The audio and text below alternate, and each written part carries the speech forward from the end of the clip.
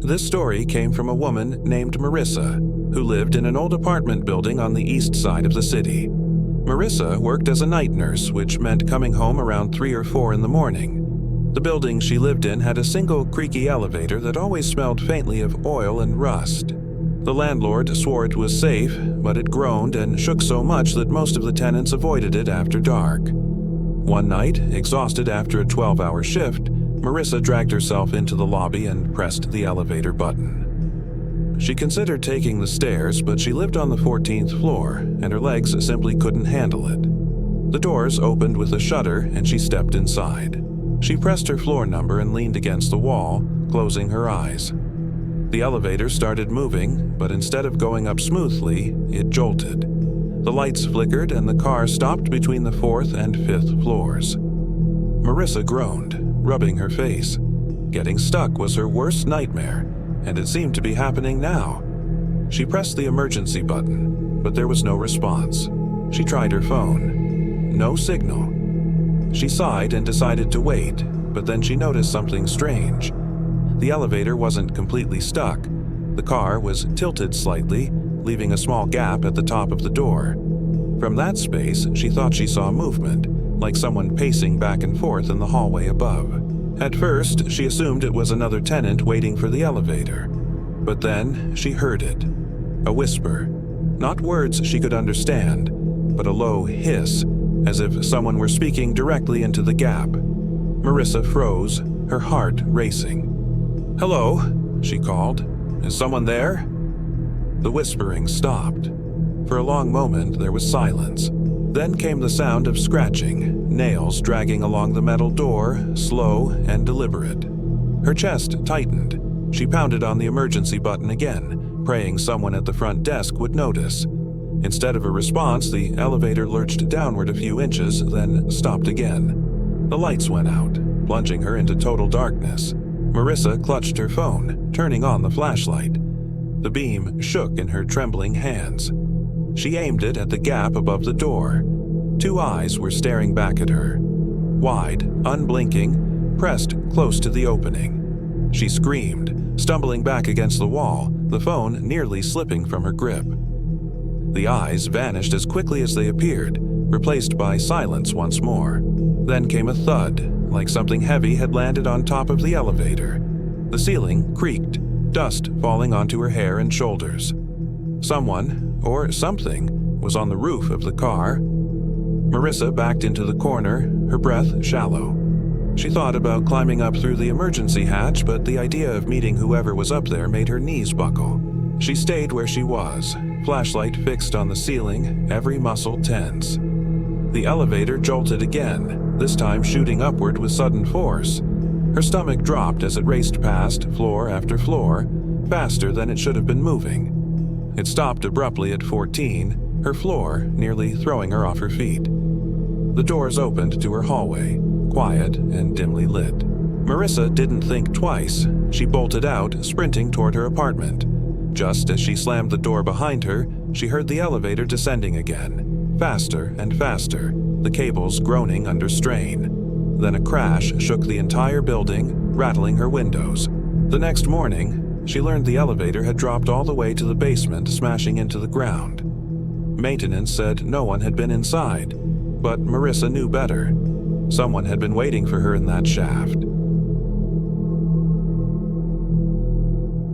This story came from a man named Daniel, who worked in an office building downtown. Daniel often stayed late, long after most of his coworkers left. His job in IT meant late-night server maintenance, and the office tower where he worked felt like a ghost town after 11 p.m. The cubicles were dark, the glass windows reflecting only his tired face, and the silence made every sound, the click of a keyboard, the hum of a vending machine, seem magnified.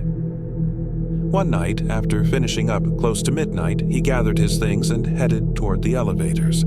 The building was 30 stories high, and Daniel worked on the 24th. He hit the call button and waited in the dimly lit hallway. The elevator arrived with a metallic ding, and he stepped inside. He pressed the button for the lobby, leaning against the handrail as the car began its descent. Halfway down, around the 18th floor, the elevator stopped. The doors slid open. Daniel expected no one. It was too late for anyone else to be working, but a woman stepped in. She was wearing an oversized coat, hood pulled over her head. Her hair was long, stringy, and wet, as though she had just come in from a storm. But there hadn't been rain that night. Daniel glanced at her, offered a polite nod, then looked back at the floor indicator. She never pressed a button. The car continued downward, but Daniel's unease grew. The woman was breathing heavily. Too heavily, her chest rising and falling with sharp, uneven gasps. He wondered if she was okay, if he should ask, but something about her posture, the way she clutched the coat tightly around herself, the way her head tilted down just enough to hide her face, made him hesitate. The elevator slowed again, doors opening on the 12th floor. No one waited outside. Daniel frowned. They should have kept going down to the lobby, but the car seemed determined to stop where it shouldn't. The woman finally spoke.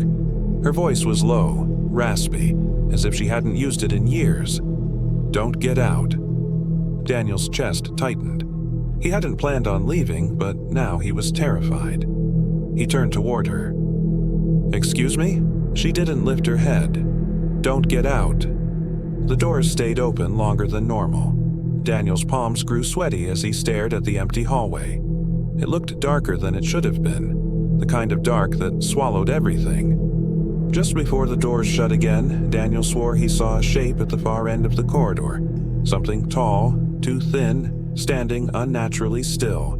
Then the doors sealed shut, trapping him back inside with the woman. The elevator continued downward, but Daniel couldn't bring himself to speak. His reflection in the mirrored panel looked pale, strained. The woman still hadn't raised her head, her wet hair hanging in curtains around her face. Finally, the car reached the lobby. The doors opened to reveal the security desk, the familiar marble floor, the faint hum of fluorescent lights. Daniel exhaled in relief and hurried out. He turned to thank the woman, or maybe just confirm she was real, but the elevator was empty. When the doors closed again, Daniel froze. He could still hear breathing behind him, heavy and uneven, just like hers. This story came from a woman named Claire, who worked the night shift at a hotel in the city. Claire's shift usually ended at 1 a.m. Most nights she was the last one to leave, locking up the small office, checking her phone, and making her way down the long carpeted hallway toward the elevators. That night had been no different, until it was. She pressed the button and waited, listening to the low hum of the building's AC. The hotel was nearly empty, only a handful of guests asleep in their rooms. Everything was quiet in that eerie way that only hotels can be at night, when the day's chatter fades and every sound feels too sharp. The elevator dinged and the doors slid open. Claire stepped inside, pressing the button for the lobby. She leaned against the cool mirrored wall and let out a long sigh. The elevator began its descent, humming steadily, until it jolted to a stop on the 8th floor. The doors opened to reveal an empty hallway. No guests waiting, no luggage, not even a flicker of light under the doors.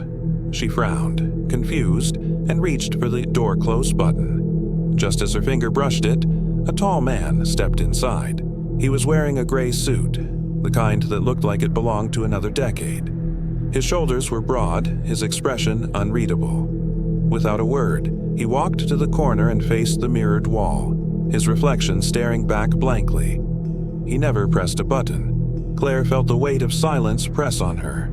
She tried to convince herself he was just a tired guest, maybe drunk, maybe strange. But something about him unsettled her. The way he kept his hands at his sides, the way he didn't move or acknowledge her. The elevator doors closed again, and instead of going down, the panel blinked and the car started rising. 9, 10, 11, 12. Then the numbers continued upward. 13, 14, 15. Claire froze. The hotel only had 12 floors. She glanced at the man, her heart thudding. He was still, head tilted slightly toward the corner. She cleared her throat. Excuse me? Do you know what's happening?" No answer, not even a twitch. The elevator shuddered, then slowed to a stop. The doors creaked open. Claire expected a hallway, but instead, she saw something else entirely. A dim, concrete space, walls unfinished, pipes overhead dripping faintly. It looked nothing like her hotel. A faint, cold draft swept in. The air smelled metallic, damp, wrong. The man finally stirred. Slowly, his head turned toward her. His face was pale, skin almost gray in the fluorescent light, his eyes unfocused. He whispered, "This is my floor." And then, without waiting, he stepped out into the corridor. His footsteps echoed strangely as he disappeared into the dark. Claire panicked. She slammed the door close button, her hands trembling. The doors shut and the elevator jerked violently. It dropped so suddenly her stomach flipped. Numbers flickered erratically on the panel as if the car didn't know where it was. When it finally screeched to a halt, the doors opened, this time to the familiar hotel lobby. Everything looked perfectly normal. Claire stumbled out, her legs weak. The night security guard spotted her pale face and asked what was wrong. She stammered out the story, desperate to be believed. He frowned, skeptical, and pulled up the security feed for the elevator. Let's see what happened. On the black and white screen, the elevator ride played back. Claire's heart stopped as she watched. The footage showed her standing inside the elevator alone the entire time. No man ever entered.